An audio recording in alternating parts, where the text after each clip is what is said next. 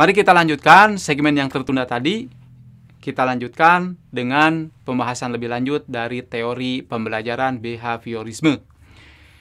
Ada beberapa macam modifikasi dari teori behaviorisme ini. Salah satunya adalah classical conditioning. Ini yang original, yang dibuat oleh Pavlov ya. Makanya disebut sebagai Pavlov's dog ini ya, karena Pavlov memberikan eksperimen dengan seekor anjing yang diberi makan sambil dibunyikan peluitnya itu. Nanti kita bahas lebih lanjut. Ini disebut sebagai neutral stimulus is associated with a natural response. Jadi anjing saat lapar diberikan makanan, dibunyikan peluitnya, gitu ya. Nah, terus berulang, tapi sesekali pada saat dia lapar dibunyikan peluitnya, ternyata si anjing itu mengira akan diberi makan juga, gitu ya. Jadi air liurnya keluar, kurang lebih seperti itu.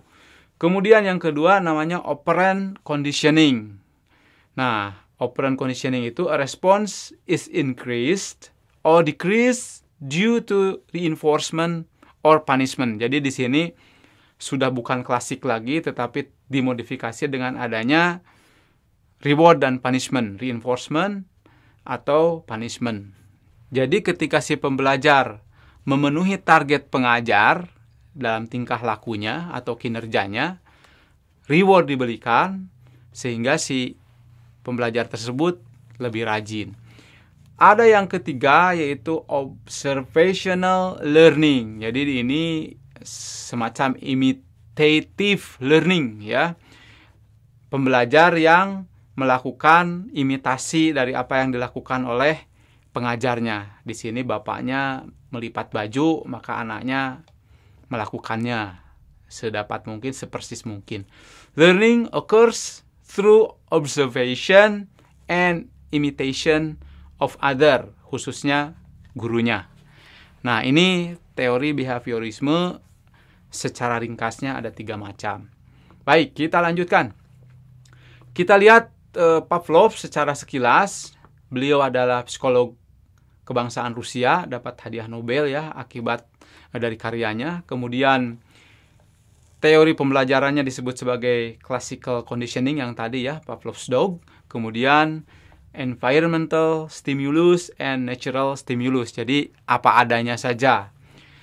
Tidak banyak aspek-aspek reinforcement atau punishment-nya. Nah, secara garis besarnya tadi sudah disampaikan, Pavlov's classical conditioning itu seekor anjing sedang lapar diberikan makanan, tentu saja dia ngeces. Kemudian seekor anjing pada saat dia lapar diberikan peluit saja, ya tidak apa-apa ya, cuek aja. Tapi pada saat conditioning, anjing ini diberikan makanan dan juga bunyi peluit. Nah, terus berulang-ulang. Jadi pada saat dia lapar, kemudian peluitnya dibunyikan, dia ngeces juga. Padahal sebenarnya makanannya tidak ada. Gitu ya. Jadi sudah terjadi seolah-olah terjadi pembelajaran. Ini memang sangat sederhana ya, udah lama begitu ya. Tetapi ternyata manusia sampai sekarang sifat-sifat reward dan punishment itu masih tetap berlaku. Kemudian Skinner meneruskan Pavlov dan Watson. Ya, satu lagi adalah Watson ya yang mendalami behaviorism ini. Prinsipnya operant conditioning berfokus pada reinforcement, reward, dan punishment. Kemudian bidang penerapannya, ya kita tahu di sekolah ada raport, ada pembagian hadiah, bagaimanapun juga ya, hampir di semua bidang ini tetap berlaku sampai sekarang ya. Setiap kontes atau lomba itu pasti menerapkan behaviorism. Perkembangan anak, penguasaan bahasa, perilaku sosial, penyakit mental, pelatihan kejuruan.